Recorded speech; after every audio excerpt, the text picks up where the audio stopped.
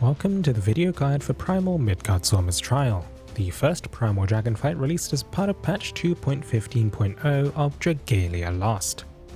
Primal Midgardsormr introduces a new set of weaponry ideal for Curse of Nihility content, and a fight design that sees elements of both the previous High Dragon and Agito fights. As always, my name is Zenozilus, and let's get straight to it. I'll be covering mechanics that you'll be encountering in both the Expert and Master fights. Master introduces only a few small variations on the mechanics, and knowing how to solve the Master ones should leave you well equipped to handle the Expert ones as well. Primal Midgardsormr's attacks can inflict both sleep and stun, as well as Stormlash. Even door resist Gala characters will have the occasional dragon block due to being afflicted with a moderate amount of damage over time, though at the very least you won't lose control. Take note that Primal Midgardsormr afflicts the Curse of Nihility, and often enough to negate any curse skip based strategies. As with all new early game fights, certain mechanics will be skipped or repeated based on boss HP and phase progression, so don't rely too much on the ordering mechanics appear in this guide. Phase 1 begins with some fairly standard AoE patterns. Stormpiercer is a purple line AoE, Midgardsormr can fire a basic fan of red lines, and Cyclone Crusher is a slow purple circle AoE that spawns under all players. The tricky mechanic of Phase 1 is Rampaging Winds.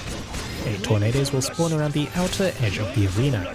The top right tornado with additional dust particles around it will be the first to move through the middle, before the rest of the tornadoes will follow in either a clockwise or counterclockwise direction. The simplest way of dealing with this is to hide in a safe spot between the tornadoes, but the bottom of the arena gives a view of the whole stage. Ranged units can still attack if they stand on top of the larger ring of thin tiles. These mechanics will repeat until you clear the first health bar of Humanoid Midgardsormr. Phase 2 opens with a couple of untelegraphed avoidable attacks. These target the closest adventurer. You can bait these away from the team like in High Midgardsormr or iframe the attacks. After some generic scattered purple circle AoEs, Midgardsormr will begin his summon mechanics. There's a series of fairly reactable purple AoEs, but a couple of notable ones to look out for. Memories of War Zephyr buff will necessitate a couple of dispels to remove defense buffs, or 3 dispels in co-op. Another Memory of War summon to be mindful of is Halloween Melsa.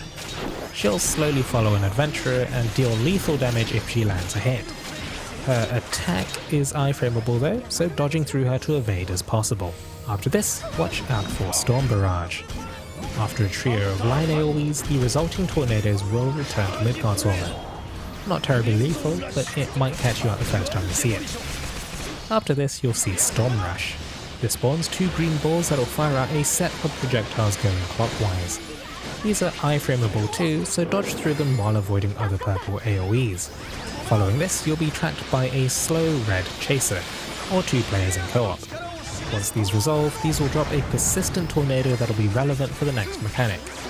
They'll get in the way of melee DPS though, so drop these away from Midgardsormr if possible.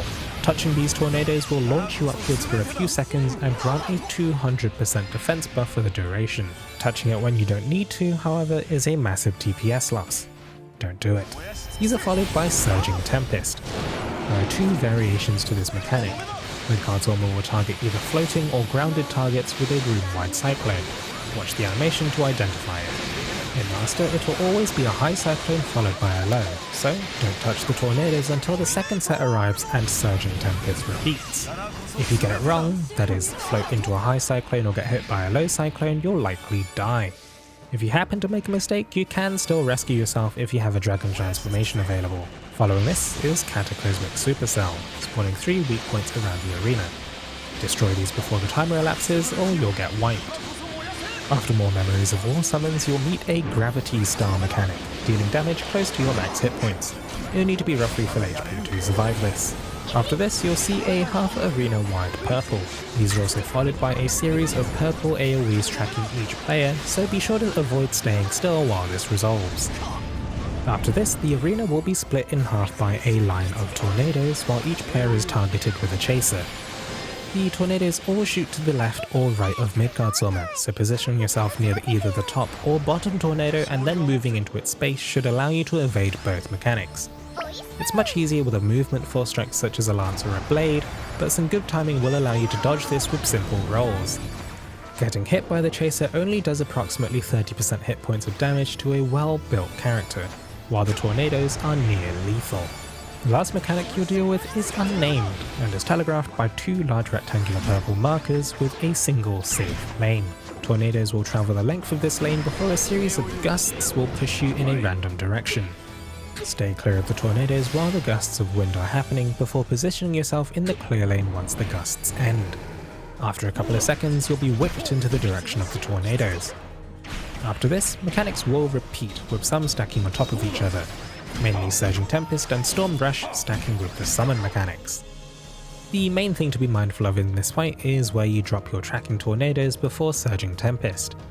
Getting greedy for melee DPS and dropping the tornado at Midgardsormr's feet only hinders you, so taking a couple of seconds to disengage and handle the mechanic neatly is important to keep the run clean.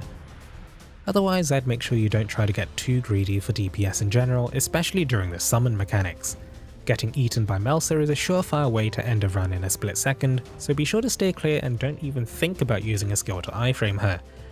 Dodge and maintain distance, only going through her with a roll if absolutely necessary. Team-wise, since this fight features Curse Nihility, adventurers popular for the Yaldabaoth fight remain popular here, with the addition of the twins as a suitable healer, especially when paired with Gala Laxi, as the pairing enables Team Amp 3 for exceptionally fast clears once you learn the specific rotations with that composition.